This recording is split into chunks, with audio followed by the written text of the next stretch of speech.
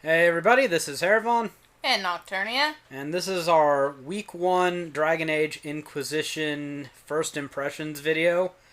Some of you might be thinking, Week 1, shouldn't you be done with the frickin' game by now? We got two hardcore gamers in this house, and only one PlayStation 4 and one copy of the game, so... And I have to work. She has to work, and I have to let her play when she's not working, so... We're taking the game slowly. We want to burn as much time as possible until The Witcher 3 comes out. So yeah, we're gonna play this game slowly and try and make it last. At least that's the plan so far. What kind of people are done with this game already? Came out Tuesday. I don't know. People It's like not to even been a week. people like to sprint through this, so you know. They're playing RPGs wrong. Seems besides the point, but whatever. This isn't our critique of how other people play the game. It's our Alright. feelings, impressions, first thoughts, whatever. Let's get back on track. I know, we're like a minute into the video and we're already off track. Anyways, I just want to start off by saying that I think the game is pretty good looking for a next-gen title. I've heard some PC elitists complaining about it, but they always complain about graphics. One of the first things I looked at in this game, actually, were the trees. Because I remember in Dragon Age Origins being at Ostagar, was it? I think so. That first keep where you battle the Darkspawn, and you look off into the distance and you'd see the monotone brown sticks with like 3 flat branches sticking out. It was so awful, but... Yeah, they look like they're made of paper. Graphics, they keep getting better and better, and it's a pretty big game. I wouldn't necessarily... People have been touting it as open world.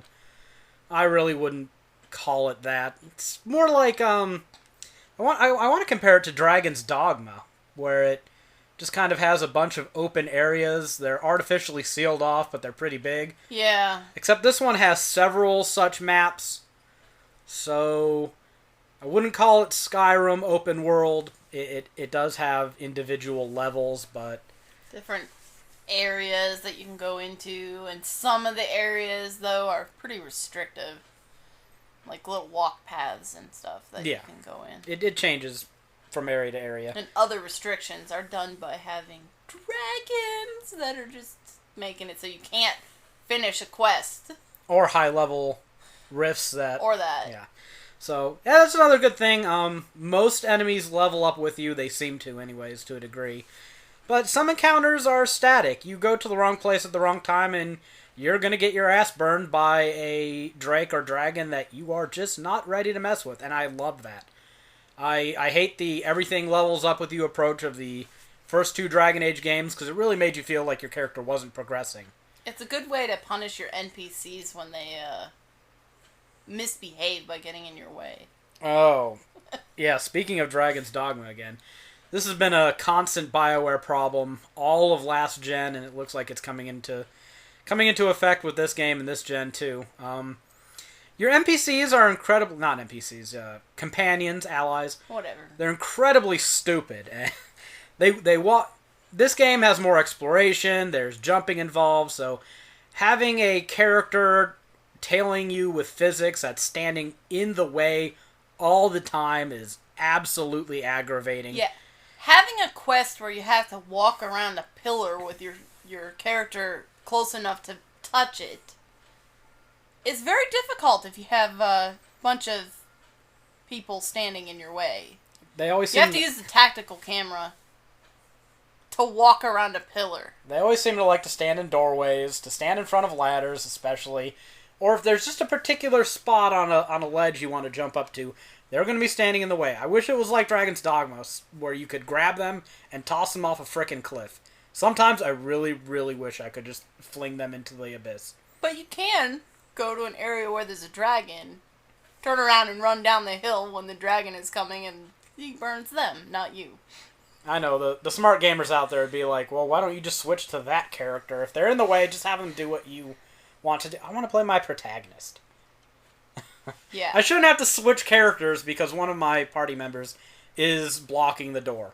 And some of them actually can't jump as well, it seems. Nah, I'm not sure about I'm that. not sure if that's true, but it seems that way. Because I was trying to jump from one platform to another I gave up with my character because Cassandra was in the way. So I made her jump off the building. And then my character wouldn't go where I needed him to, and I ended up trying to jump with Iron Bull, and he barely made that jump. I guess we should address that while Nocturnia has brought it up.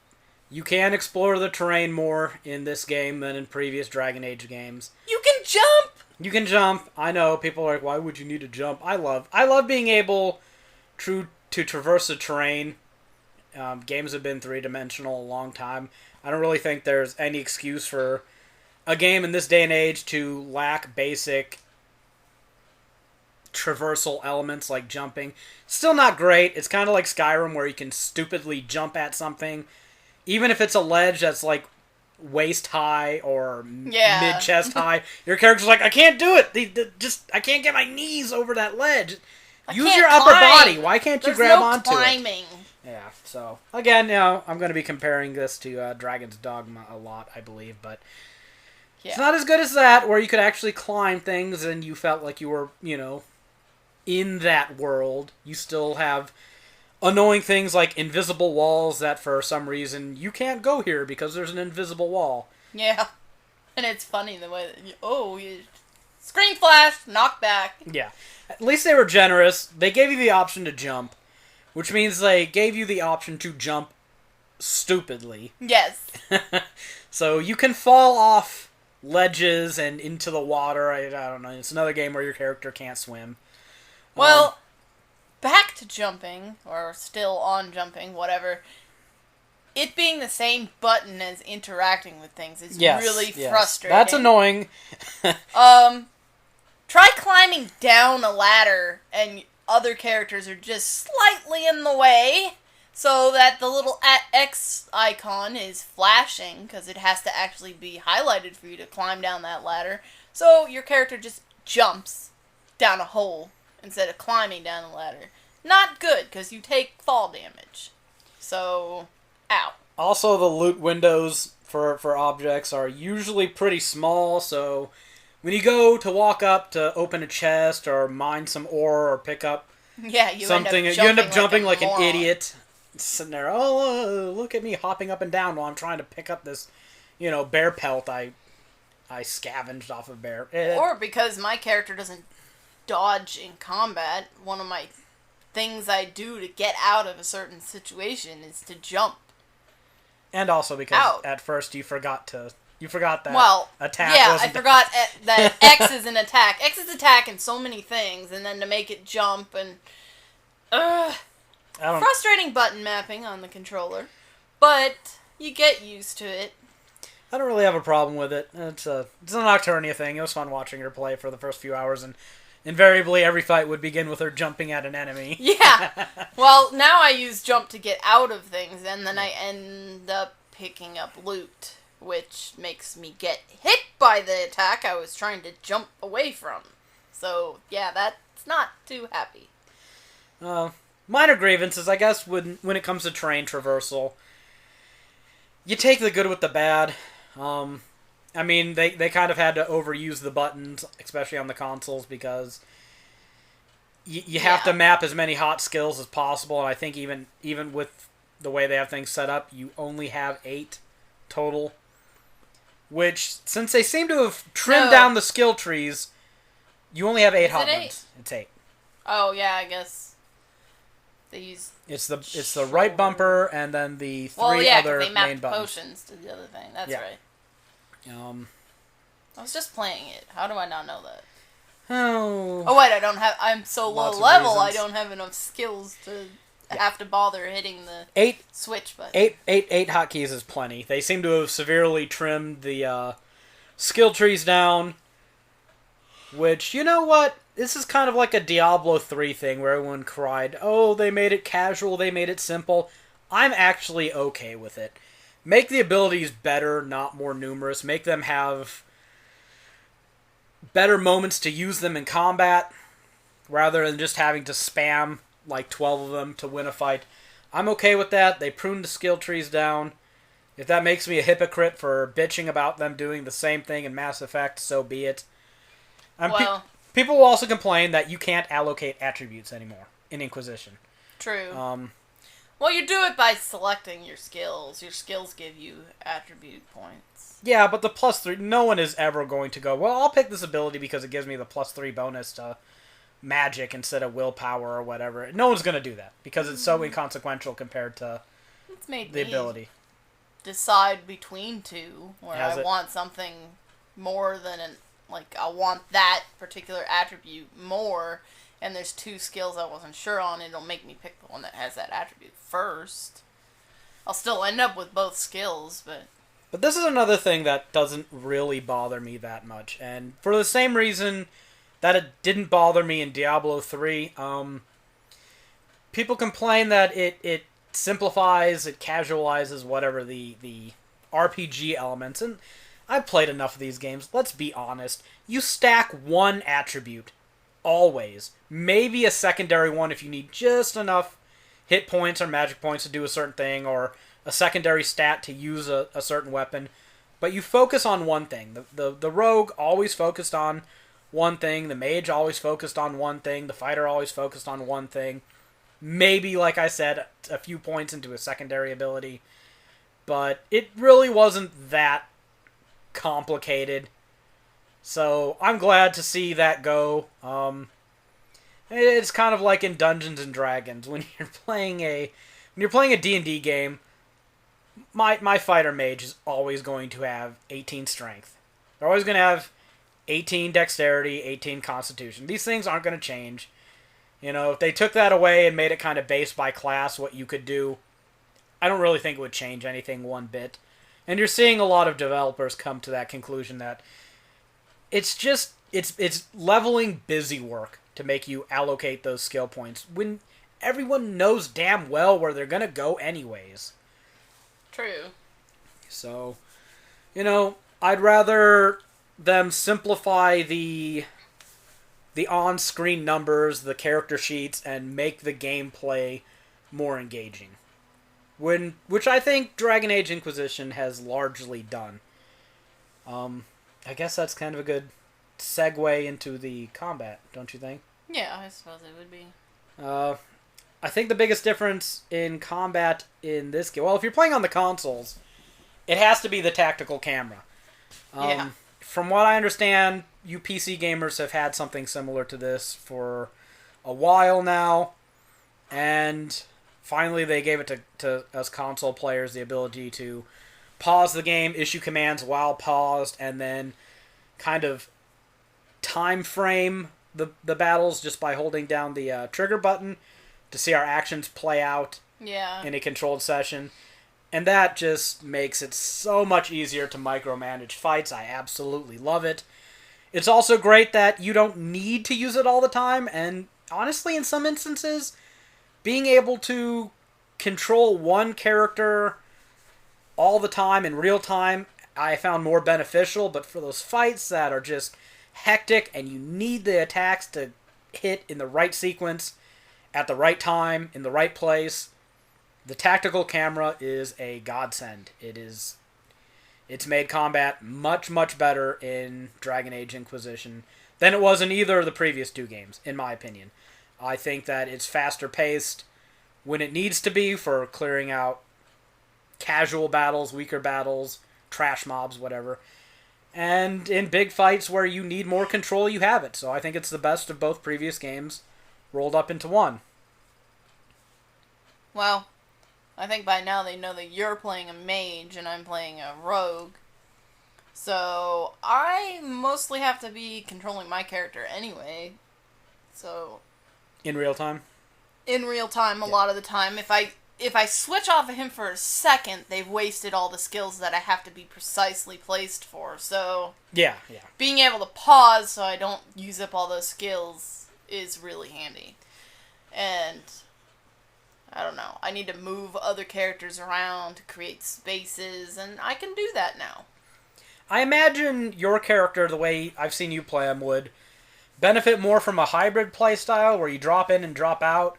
You set your characters to do a specific action in a specific place at a specific time, and then you drop out of tactical mode and then you start maneuvering your rogue to flank. Yeah. And then after he succeeds at his sneak attack, then you go back to tactical cam and start preparing your next attack. I think that's what you do. I've done that a good bit with certain sequences that I needed to, particularly. My mage benefits a Riz. lot more from the tactical cam. Because it just makes hitting the area of effects a lot easier and getting the spell, especially, to freeze them with a certain spell and then have your warrior use a trigger ability to combo. Just, you can sequence those so much better. Yeah, you need to use the tactical cam to sequence your spells. I need the tactical cam to move people around and position them. But when I'm actually fighting with my rogue, it's actually kind of disruptive to pause it, because the flow is 1 button, 2 button, and then the 3rd button once I'm in the right place. So it's very quick. There's no pausing in between. Now, the characters themselves, I think they've improved all the classes as far as micromanaging goes. Except for, oddly enough, the archer is the only one that... I guess if you're controlling them all the time, pulling off combos, you can actually micromanage them quite a bit. But if from all the classes that I've messed around with and that I've controlled, it seems like the archer might be the one that requires the least amount of micromanagement. Probably. I mean, you probably never need the tactical camera for them. They did wonders with the warrior classes in this game because now they have a guard element that they build up by doing specific actions in combat. So it's not... Like in the original Dragon Age, most of the time your playing of the warriors was... You'd start them out... Button. Well, in the second game, yeah. In the first game, you would just stick them on a target, make them draw aggro, and then just let them go at it, and you had to micro the mages and the rogues. In this game, everybody benefits a good deal from micromanagement, whether it's raising guard, whether it's hitting buffs, debuffs, and area of effect attacks, or whether it's flanking yourself to backstab. Well, you can set their tactics to do... The warriors, you can easily set tactics that makes it so you don't have to babysit them as much. No, yeah. You can do that. If you just want them to draw aggro and build up guard, you can set up... Which is what I need. Which is what they're there for. You can just set up abilities in their preferred tactics page in their character record, and you can set abilities to make it so that they don't use them ever, that they'll I guess use them once in a while, or to make it a preferred ability so they'll use it often, and that kind of lets you play some of the battles on autopilot, which I think is nice. And also, if a battle that seems easy kind of turns into a tactical battle, if you keep switch. If you keep them from using that ability you need them to use in specific circumstances only, then that benefits too. Well, speaking of skills, the mage not having the ability to heal frustrates me. So far that we've seen, the mage doesn't have the ability to heal. Well, I usually just healed after the battle, so walking around with very little hit points and having to share potions gets frustrating. It cuts down on my ability to just roam all over the place. I have to go back to camps all the time.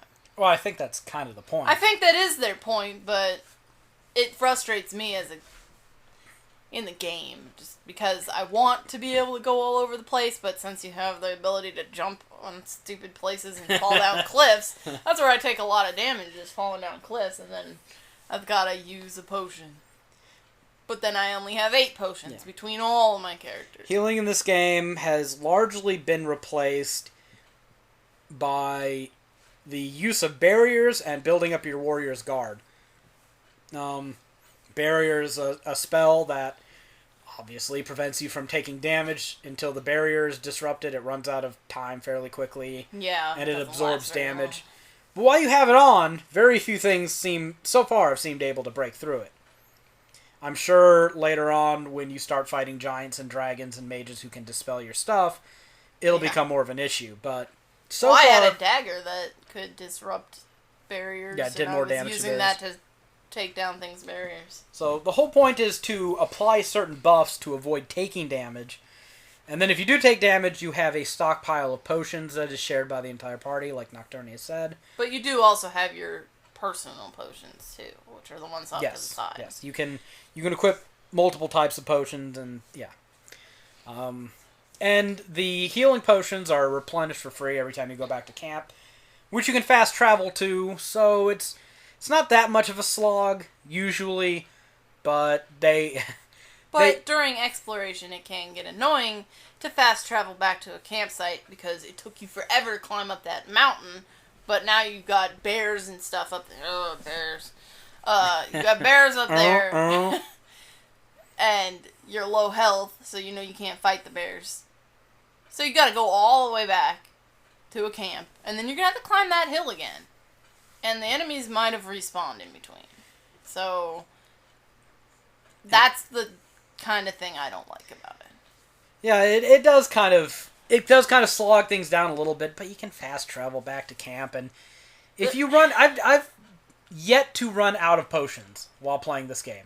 I've yet to do it. I have several times because I want to be able to go walk around in long stretches, and the campsites aren't spread out, at least in the hinterlands, in a way that has them frequently enough that you can fully explore the edges of the area around that camp. It also might be that my character takes a lot less damage than yours because she's a ranged character and she can put up barriers anytime. You're also a higher level than me now. That is true. Not much, though. And the game hasn't been overly generous with armor for me until somewhat recently. I was using armor that had 60 defense all the way up until level 7 when I finally got something better. And another good segue, you can craft items in Dragon Age Inquisition.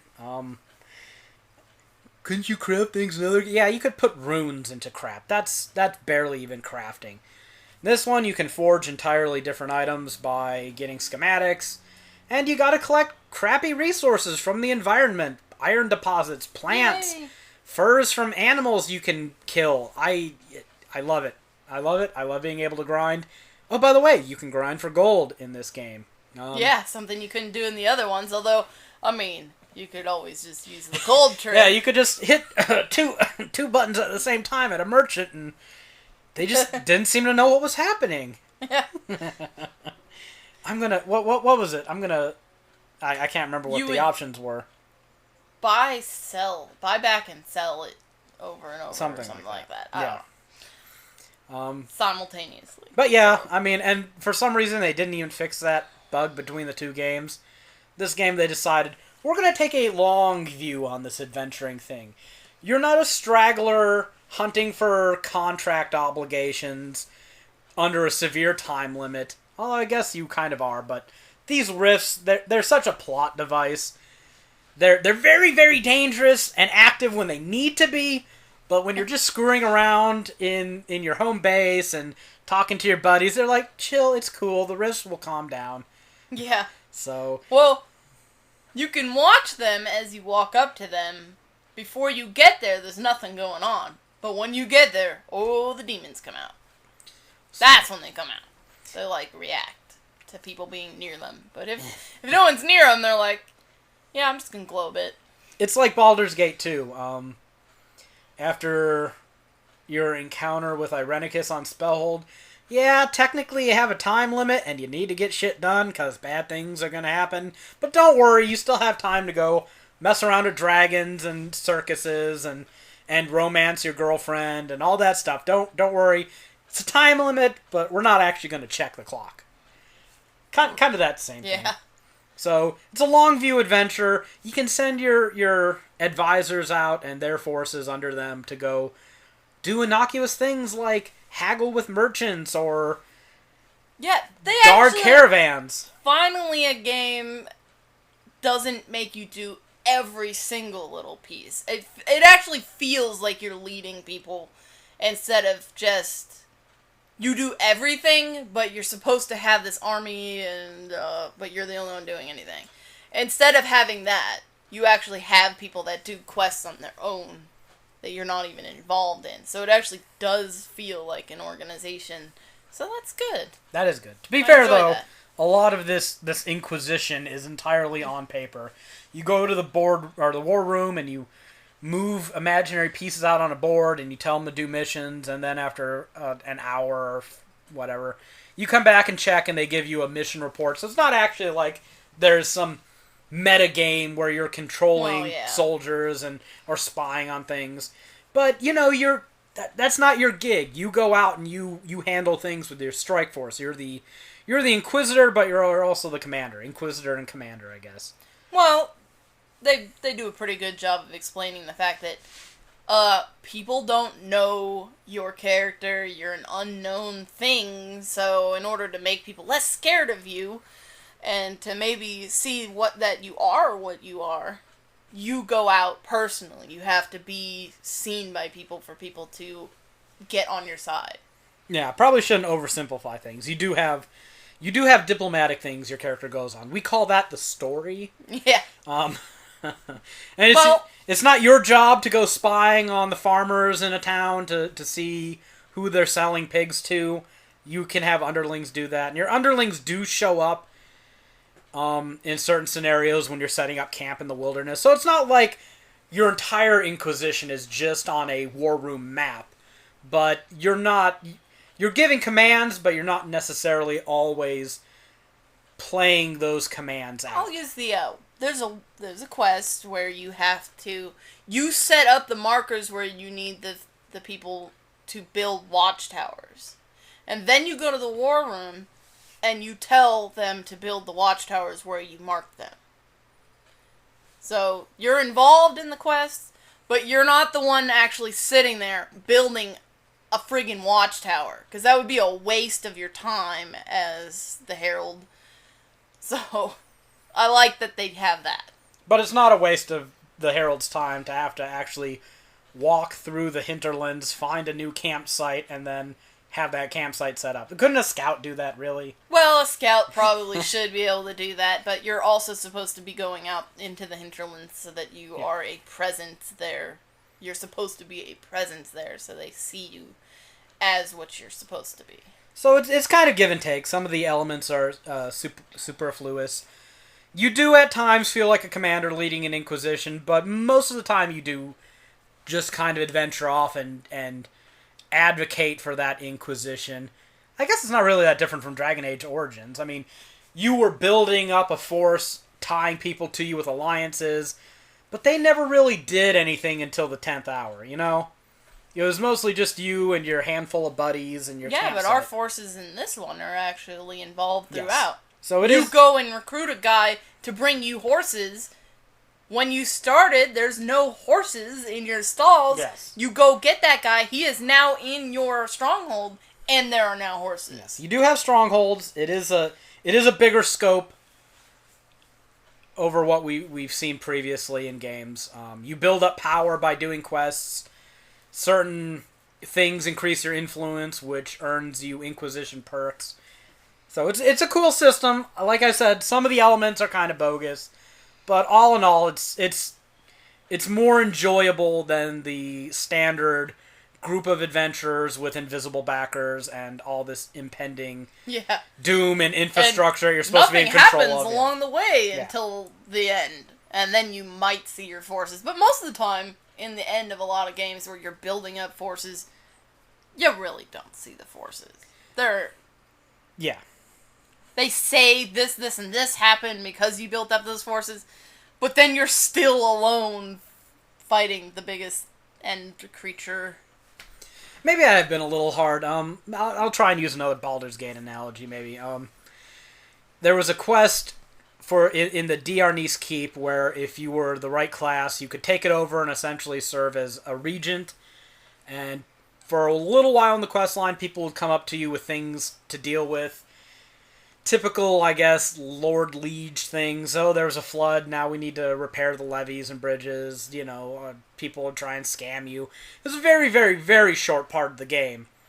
Dragon Age Inquisition kind of has those elements, except the Inquisition is the focus of the game, and it is more present in your casual gameplay than a lot of these stronghold quests have been in games past, where they were kind of innuendo.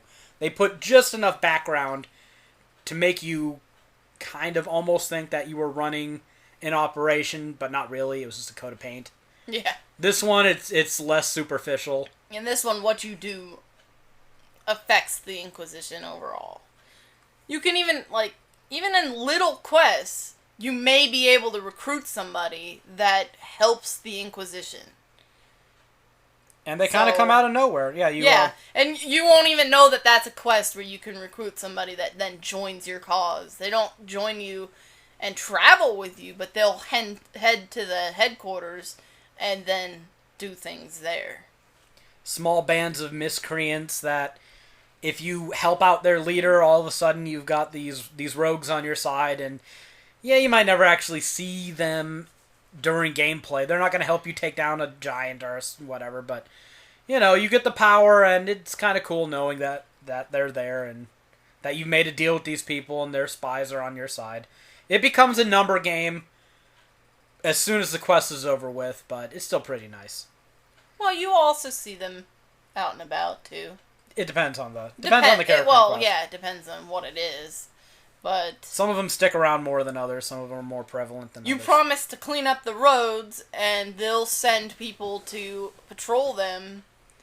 Well, you clean up the roads, you take down the big enemy that is causing them to not be able to go on those roads, and lo and behold, you're walking down the road, and you see your guys. Now, there are some things about this system that are still kind of silly. You have requisitions that you can fill out, and most of these are fetch quests. And I know it's become a naughty word, fetch quests. It's just a horrible thing. Look, the whole point of an RPG is to collect X, find Y, kill Z.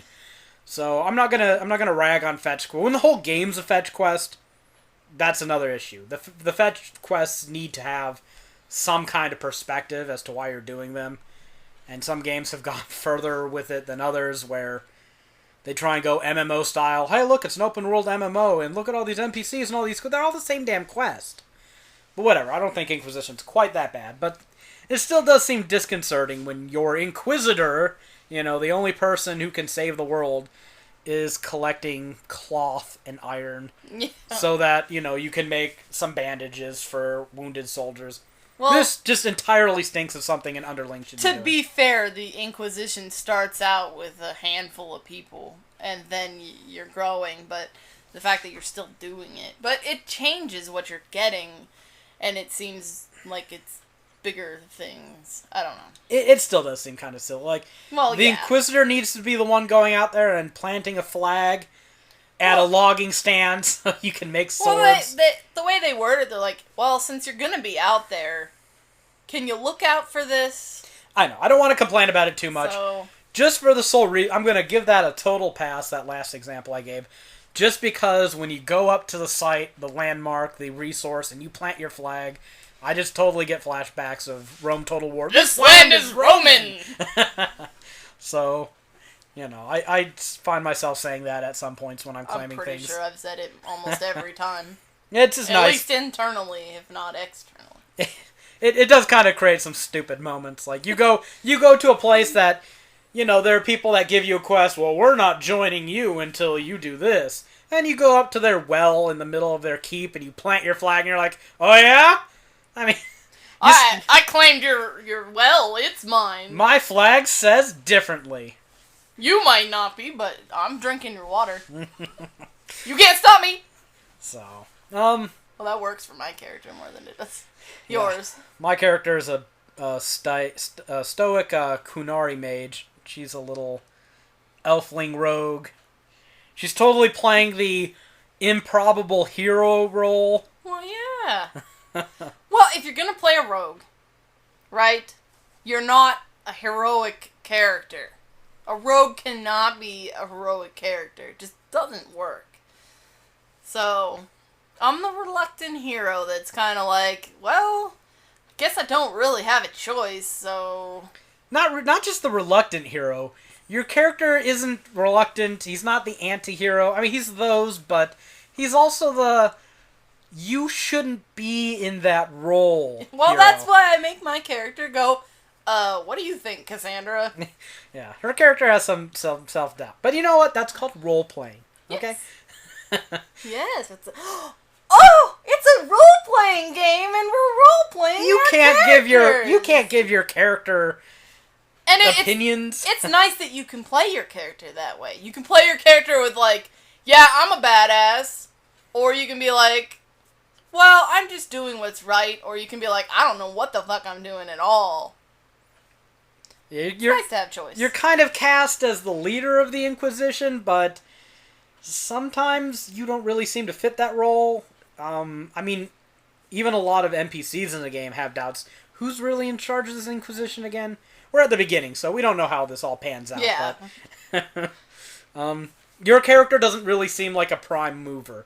But then again, if it wasn't for your character, the Inquisition couldn't happen. So True. I think you could get rid of everybody else besides the main character, and it's totally not because of anything intentional on their part that this is the case.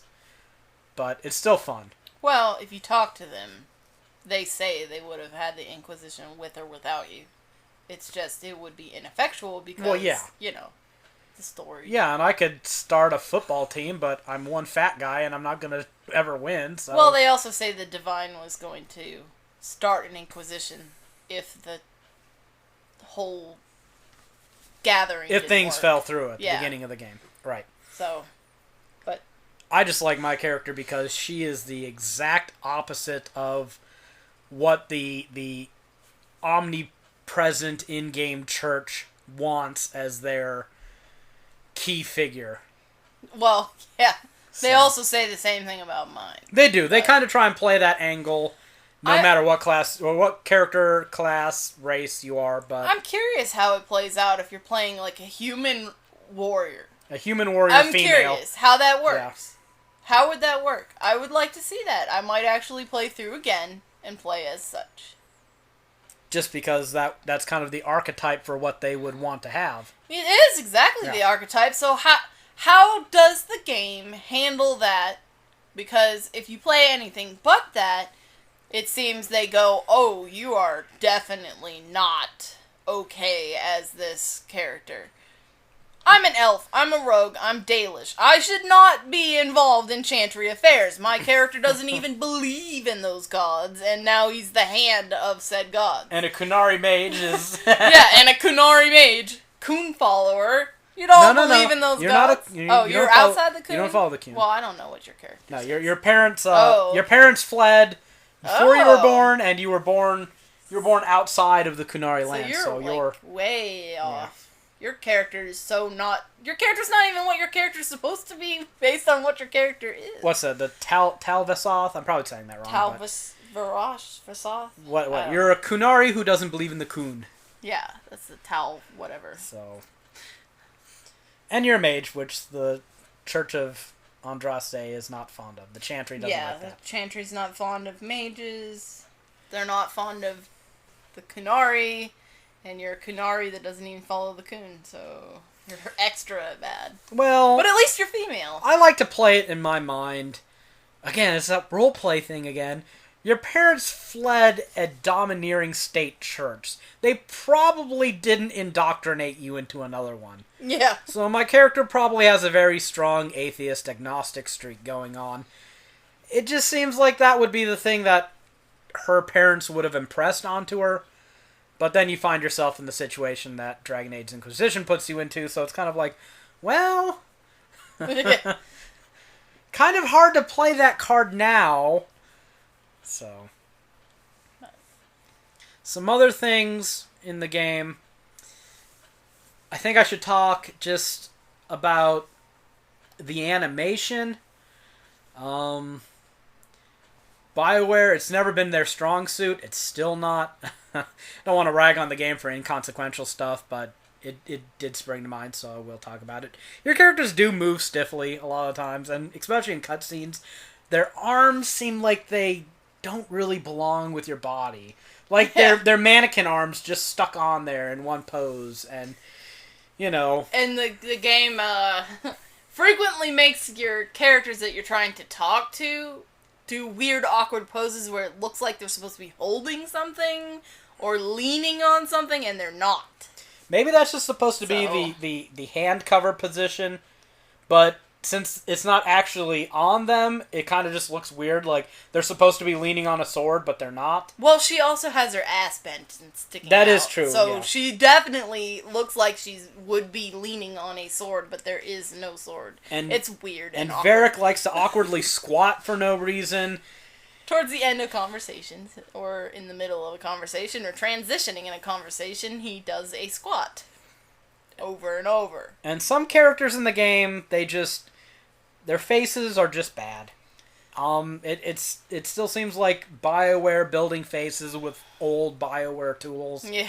So some of the faces that looked wonky in Dragon Age and Mass Effect, the older ones, you will still kind of get that vibe here. Like, there's just something not right about their expression. And yes, sometimes the expressions your characters do, it's like someone who is new to having a face trying to make a facial expression. It's sometimes awkward. These are just such minor things. It makes it funny, though. It makes it funny. Yeah, sure. I guess. It's funny. And I will also say that in Nocturnia and I have spent a lot of time playing already. We've gotten very little done, but this goes back to the whole, I like to grind for things. I really did spend about a day just picking, elf root and mining iron and I actually did a bunch of quests. You actually progressed, and now I'm so sick of mining for inconsequential crap that I'm like, I want to get to the story, I want to get my specialization, blah, blah, blah. He came in and saw that I had all the traveling companions, so of course he had to go and do that himself. I was like, wow, where'd you get all those people? This advice has been given on another publication. I can't remember who gave it, but I agree with them. Get out of the hinterlands. It's fun. Stick with it long enough to get used to combat. Maybe do a few quests. But don't sit there and go, I have to complete this whole area before I move on. One, you can't, because not everything is leveled to you. And there's just so much more to see out there. Give it a break. You can come back. I promise you can come back. Well, yeah, there's also quests you cannot complete until you're further in the game. But, going back to animation, the big giant Kunari mage moves smoothly like a little doe, and my little elf boy, who's a rogue, moves like a golem. He's kind of clunky. He's a little weird. He's got that stiff, unnatural BioWare gait. Yeah. It's not the Mass Effect waddle, per se, but pretty close. He moves like a golem. And then I see Haeravon's character, who moves like a graceful little doe. And I'm like, you're 8 feet tall, and you're moving like water. You gotta get with the coon. Flows. You're not with the coon! Apparently I'm enough. Another complaint I have, and this is another long-standing BioWare complaint, unless we keep bitching about it, it's not going to go away. The conversations. I like the voice acting. I'm not going to give that a rag. I like the characters. The returning ones, the new ones, unless you killed everybody from the previous games, depending on what you did. Yeah. What you imported to keep with. When you're asking questions, it was fine in the first Dragon Age game to have, what about this? What about that? What about who? What about, because your character didn't talk. Yeah. But when the lines you give in a conversation wheel are literally, what do you think about A? And then the NPC babbles on for 3 or 4 lines, and then you go, what do you think about B? That's totally not how conversations go. Yeah, it's... I know you're trying to learn information, but come on, BioWare, make the conversations feel a little bit more organic. Yeah. For example, you can ask other characters what they think about the characters that also are in the Inquisition. So when you go, what do you think about Cassandra?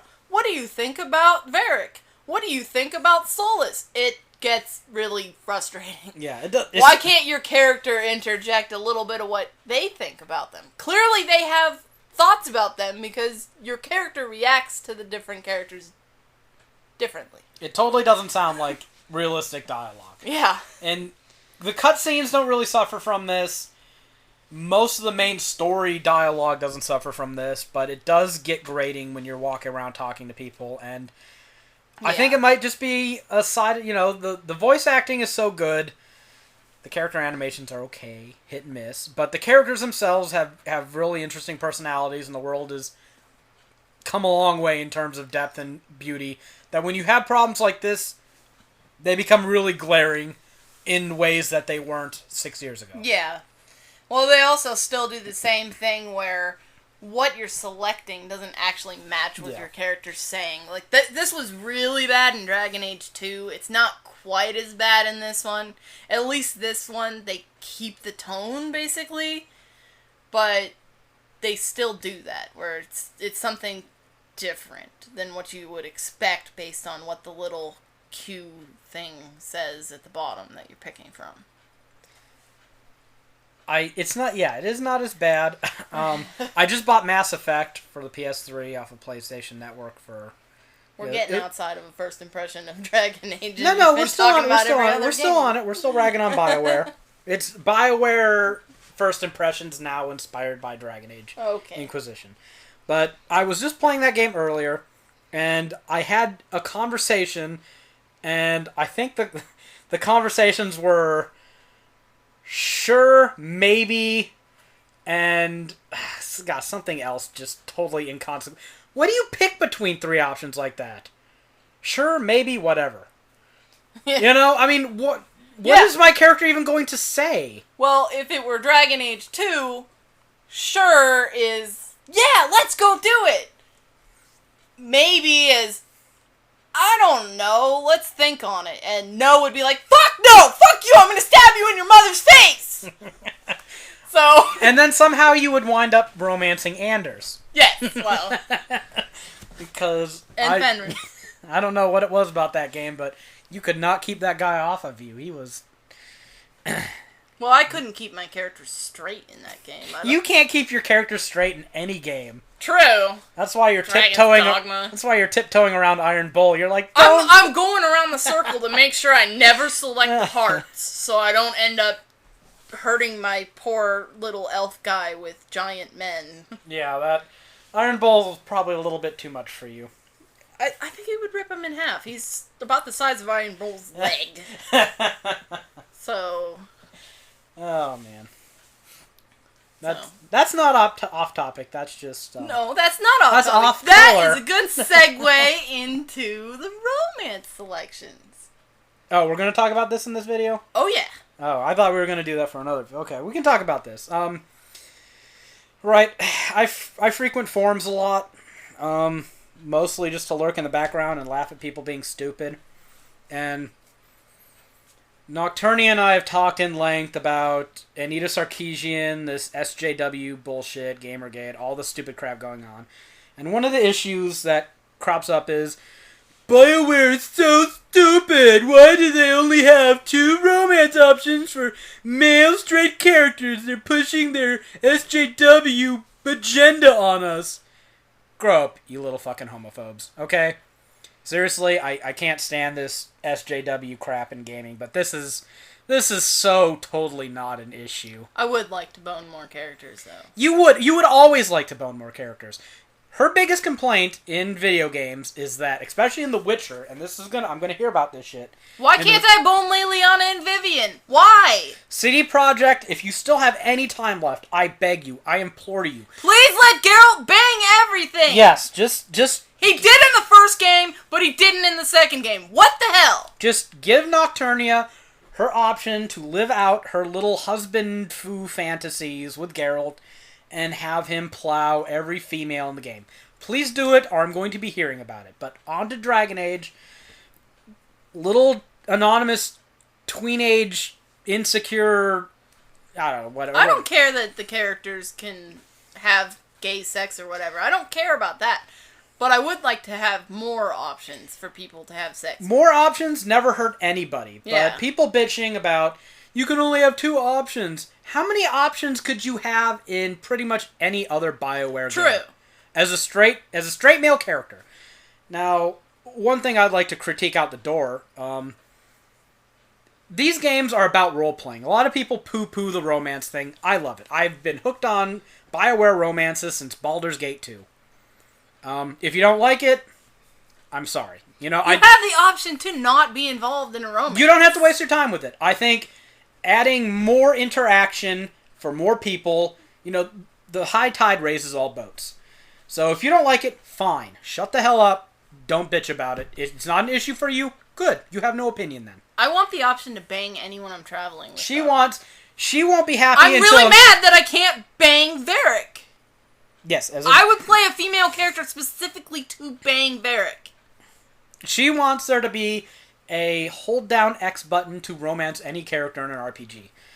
Yeah, well, if they're traveling with you, Tensions, yeah. And people complained, the characters in Dragon Age 2 were player sexual.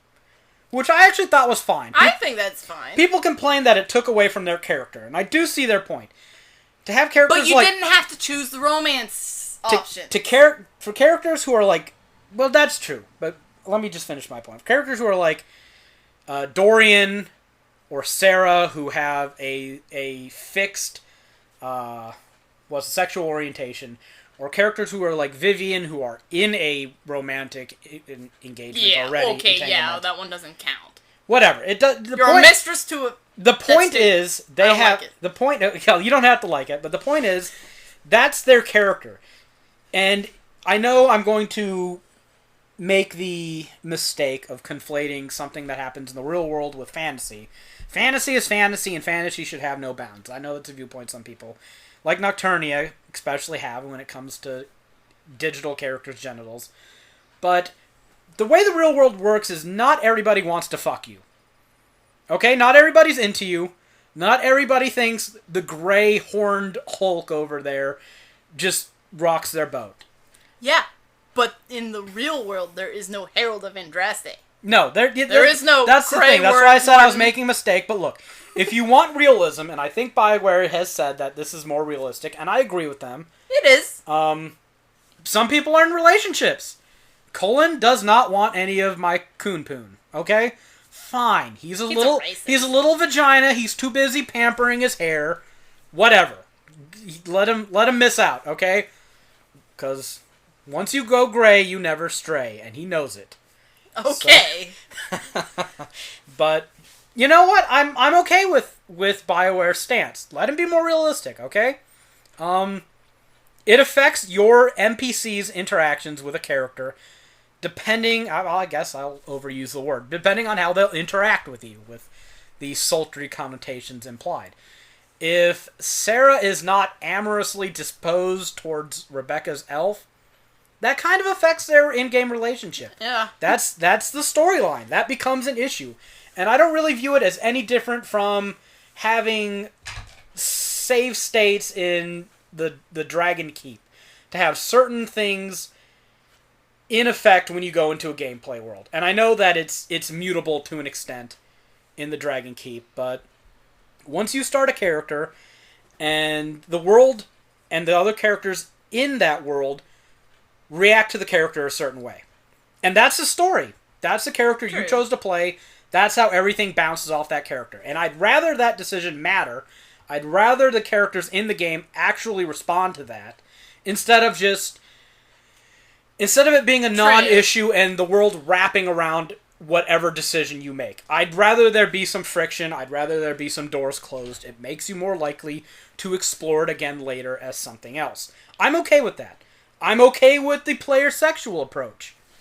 Okay, I'm not really taking a side here, except to say the people who are bitching about it look really stupid, in my opinion. They look like a bunch of entitled, whiny teenage brats who can't get a real relationship, so they're throwing a fit that their digital romances aren't being fulfilled. Too bad. And you know what? You can try and call out shit all you want, but I'm talking on a video with my girlfriend right here. So, not really an issue for me. I don't need to get my e-sexy on. But yet, I want my characters to be able to bone more. Well, you totally do.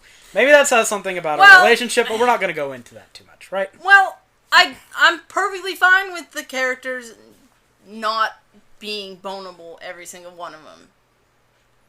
You just want more options in general. I do want more options in general, though.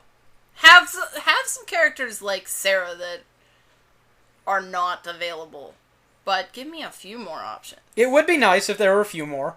A few more for everybody, though. I'm not saying for that... everybody. Yeah, not from heterosexual male. Yeah. I'm, like, really working to make this character heterosexual, because all my other Dragon Age characters were gay. And my unintentionally gay.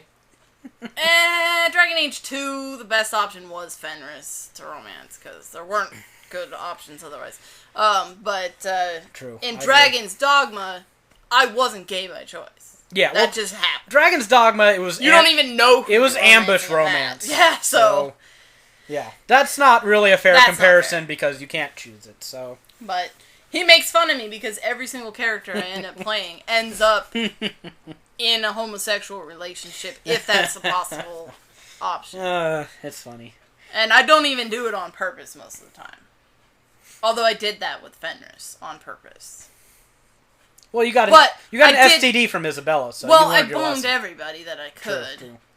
And then I made my romance. And she does. She loves doing that. Because it's hilarious to make Fenris be in a relationship with a mage. Particularly a male mage. If I didn't know better and was just listening to this video, I would make the false assumption that half of her reason for playing RPGs was to score with digital characters. Oh yeah. I don't really think it is. Maybe I've been wrong, but you know what?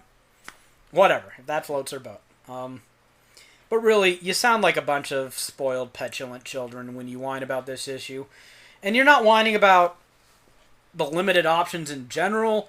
You're crying about the so-called agenda. Yeah. You know, I don't think there's any agenda. I think it's being open and not being restrictive. Giving options to as many people as possible. It's not so much an agenda. Oh, wait. It is an agenda, because, they're preaching tolerance. And they throw a hissy fit because, BioWare is ignoring their target demographic. How the fuck do you know what their target demographic is? And one, it's not... There's no Care Bear mode in this game. It's still a blood and gore high fantasy RPG. That's what this game is. Okay? It's not about the romances explicitly. And here's the thing. If none of the characters appeal to you, Cassandra's ugly and manly, whatever. You don't like them? That's the world your character is in. Roleplay it. You don't like the character? Don't bone them. Right? I think that's a fair option you can make in this game. But if you do like them and you can't bone them, it's disappointing. That's life. It's sad. You know? Who in this world has been able to bone everybody they wanted to? Because I don't think there are that many people. There's a handful of people who probably could, but probably don't use their power. Probably. But that's not the point. Most of us can't. That's just roleplay around it. And here's another thing. If you're whining about the romance options for straight male characters, have you ever thought about maybe not playing a straight male character? Do you have to infuse your own petty real life tastes into this game? How dare you make them be something else? I know, it's crazy. I don't play myself. She plays a male character almost exclusively. I play a female character most of the time. I still haven't sounded off a reason for this yet. There are a lot of threads about it. It pops up on GameFAQs very regularly. What do you roleplay as? I can't really say exactly why I play as a female character. I think some of it is pretty pixels. But a lot of it is, well... I guess the male characters in these games that you can romance are usually such dinks, and usually you always have the funny smartass. You know, they always kind of fit into a set of acceptable niches. The female characters, though, are usually all over the place, and most female characters in games annoy me.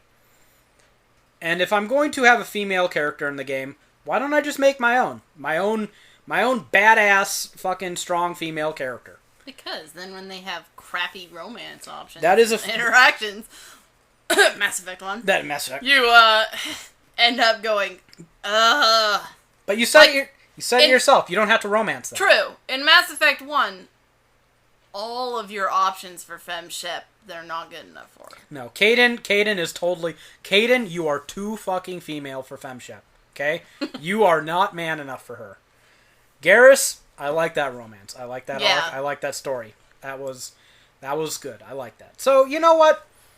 Maybe I just play it because there's always going to be a couple of decent male characters. I mean, I can't think of that many RPGs where they haven't had cool male characters to put in your party. You know?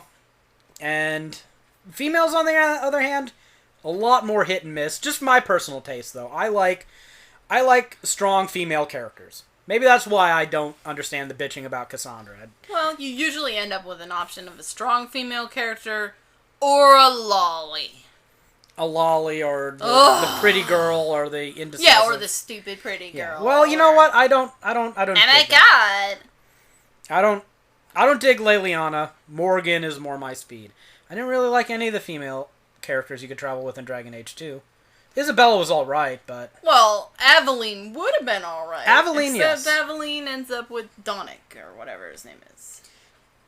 Man, have we gotten way off topic or what? Yeah. We kind of did. We had to... Well, we're still kind of talking about... People throwing a fit about it. Well, when I started the conversation about romances, I didn't actually mean for you to involve the SJW stuff. I meant my personal opinion. Your personal. Well, and then you went off on a totally different thing. They're too interconnected. They are. I think to leave out. Eh. So whatever. You got a bonus one. This could have been 2 videos, but we decided just to all rant about it here. So. Yay. Do we have anything more to say? I don't think right now. I think that covered it though. I think we got it. We haven't gotten very far into the game yet. We're still playing. We're enjoying it greatly so far. Worth the $60, in my opinion. I can't really give you guys a full recommendation. I can just say that I'm liking it so far. For whatever the hell that's worth. I think that's all we got to say about this for this episode. We'll give you another one in a week when we've made more progress and we have more shit to say. But until then, I guess keep gaming and all that other fun stuff.